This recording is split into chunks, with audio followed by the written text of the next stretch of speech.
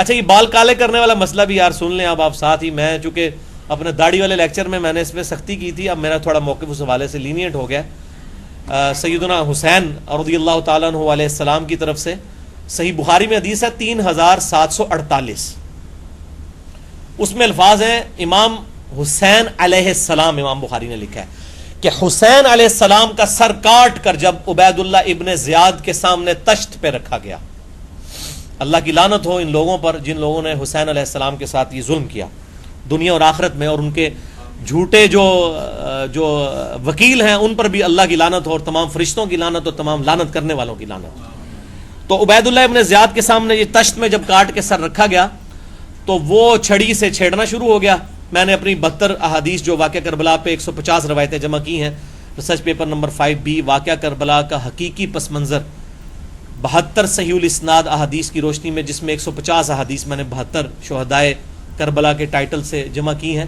یہ صلاح الدین یوسف صاحب کی جھوٹی تاریخ نہیں ہے, نہ کفایت اللہ سنابلی کی وہ جھوٹی تاریخ, یہ احادیث سے الحمدللہ میں نے خیالی پس منظر نہیں ہے, یہ خیالی پلاؤ نہیں ہے, یہ حقیقی پس منظر میں نے لکھا ہے. اس میں نے یہ روایت ڈالی ہے. صحیح بخاری 3748 جامع ترمذی میں موجود ہے. تو انس ابن مالک پاس بیٹھے تھے, اس نے عبید اللہ ابن زیاد کو کہا کہ جب وہ چھڑی سے کرنے لگا اور حسن پر کلام کیا تو انس ابن مالک نے کہا کہ اللہ کی قسم رسول اللہ کے سب سے زیادہ مشابہت شکل میں رکھنے والے سیدنا حسین تھے, یعنی نبی صلی اللہ علیہ وسلم کے ہم شکل تھے امام حسین رضی اللہ تعالیٰ عنہ علیہ السلام. تو اس میں الفاظ ہیں کہ حسین علیہ السلام کا جب سر رکھا گیا, امام بخاری نے علیہ السلام لکھا ہے 3748 انٹرنیشنل نمبر کے مطابق صحیح بخاری. تو ان کے سر اور داڑھی میں وسما کی بوٹی سے رنگا گیا تھا, یعنی وہ وسما کی بوٹی استعمال کرتے تھے اپنی داڑھی اور سر کو رنگنے کے لیے. اس وقت حسین علیہ السلام کی عمر 55 سال تھی. آپ کے اس سولر ایئرز کے اعتبار سے, لیونر ایئرز کے اعتبار سے تقریباً 58 سال عمر تھی. چونکہ اسٹیبلش تو اس وقت وہی چل رہے ہیں نا جو عیسوی کے اعتبار سے ہیں, تو میں 55 سال بتا رہا ہوں اس لیے, ورنہ 58 تھی لیونر ایئرز چاند کے اعتبار سے. تو 55 سال کی عمر میں ان کے سر اور داڑھی میں وسمے کی بوٹی سے رنگا ہوا تھا. وسمہ عرب کے اندر بالوں کو کالا کرنے کے لیے استعمال ہوتا تھا. ظاہر ہے اس وقت یہ کالا کولا اور اس قسم کی چیزیں تو نہیں ملتی تھی نا. سرخ کرنے کے لیے مہندی استعمال ہوتی تھی اور کالا کرنے کے لیے وسما کی بوٹی استعمال ہوتی تھی.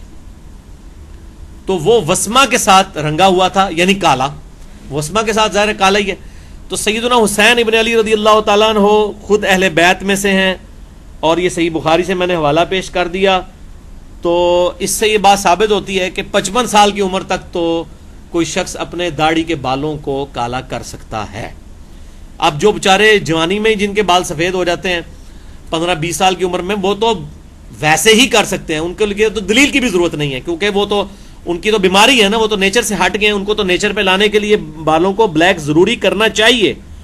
باقی جو 55 سال کی عمر تک کر سکتے ہیں اس کو بالکل جائز سمجھیں کہ بہت بوڑھا آدمی نہیں کر سکتا, کیونکہ صحیح مسلم میں حدیث ہے کہ ابو قحافہ رضی اللہ تعالیٰ عنہ علیہ السلام سیدنا ابو بکر کے جو والد تھے وہ فتح مکہ کے موقع پہ مسلمان ہوئے.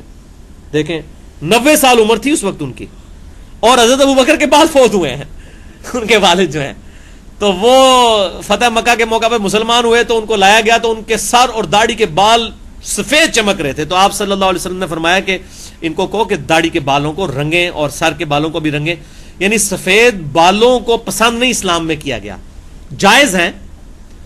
اور سیدنا علی سے بھی ثابت ہیں, جابر بن عبداللہ سے بھی, کئی صحابہ سے بھی اس کا جواز موجود ہے, لیکن افضل یہی ہے کہ داڑھی کے بالوں کو اور سر کے بالوں کو رنگا جائے.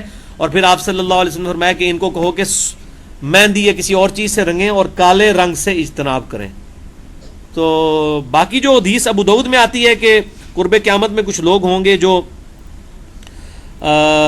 کبوتروں کے پیٹوں کی طرح وہ ان کے وہ مطلب داڑھیاں کالی کی ہوئی ہوں گی انہوں نے, تو جنت کی خوشبو نہیں پائیں گے. تو اس حدیث کا محدثین نے فہم یہ لیا ہے کہ یہ اس ایک خاص قوم کی نشانی بتائی گئی ہے. معذرت کے ساتھ میں بتا دیتا ہوں وہ مولویوں کے بارے میں ہی ہے.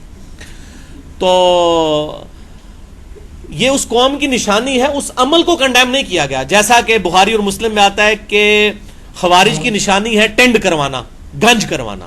اب یہ نہیں کہ جو بھی گنج کروائے گا وہ خارجی ہوگا. خود مولا علی علیہ السلام کے بارے میں ابو داؤد میں حدیث ہے کہ وہ سر منڈوا دیا کرتے تھے اور کہتے تھے کہ میں نے نبی صلی اللہ علیہ وسلم سے جب سے سنا ہے کہ جس کے غسل میں چند بال خشک رہ گئے تو اسے عذاب دیا جائے گا، اس کے بعد میں نے اپنے سر سے دشمنی کی اور میں نے سر کے بال منڈوانا شروع کر دیے. تو خود مولا علی علیہ السلام جنہوں نے خوارج سے قتال کیا، وہ خود انہوں نے اپنے بال سر پہ نہیں رکھے تھے.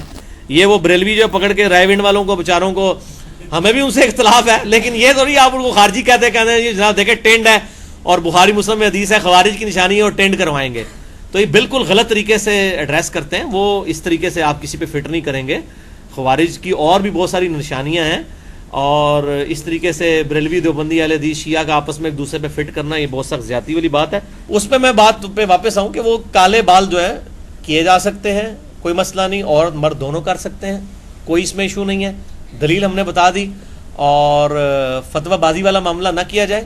جو نہیں کرنا چاہتا نہ کرے. میں نہیں کرتا ہوں، میرے داڑھی کے بھی بال کتنے سارے میں تو میرے خیال ہے درجنوں میرے سفید ہیں، اور آج کے نہیں ہیں، ایف ایس سی لیول کے سفید ہوئے ہوئے ہیں 94 سے. تو ہم کرتے نہیں ہیں، لیکن کسی کو یہ نہیں کہتے ہیں کہ مطلب یہ حرام ہے. جو کرنا چاہتا ہے ضرور کرے، کوئی حرج نہیں ہے.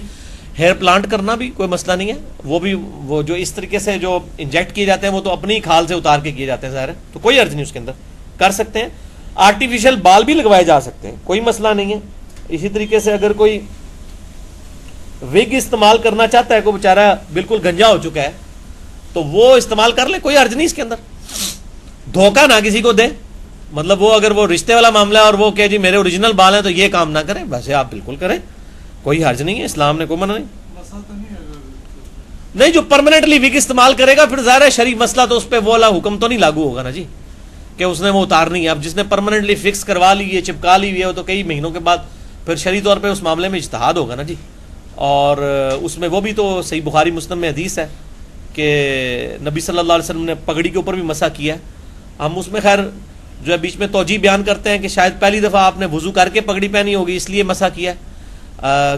اور لیکن کئی محدثین اس طرف بھی ہیں کہ نہیں، جب پگڑی پہنی ہوئی ہے تو چاہے پہلی دفعہ بھی بغیر پہن کے کیا ہے تو پگڑی پہ مسح کر سکتے ہیں، اتارنا ضروری نہیں ہے. اور اہل حدیث کی اکثریت کی یہی رائے ہے، آپ کو حیرانگی ہوگی. تو اگر پگڑی کے اوپر ہو سکتا ہے جو کہ بعد میں رکھی ہوئی ہے اور اس طریقے سے ضرورت بھی نہیں ہے، آپ ٹوپی بھی رکھ سکتے تھے، تو وگ اگر کسی نے اس طرح کے معاملے میں کی ہوئی ہے تو اس کے معاملے میں میرا خیال ہے اجتہاد کی ضرورت ہے. اس پہ کوئی فتویٰ بازی والا معاملہ نہیں ہونا چاہیے.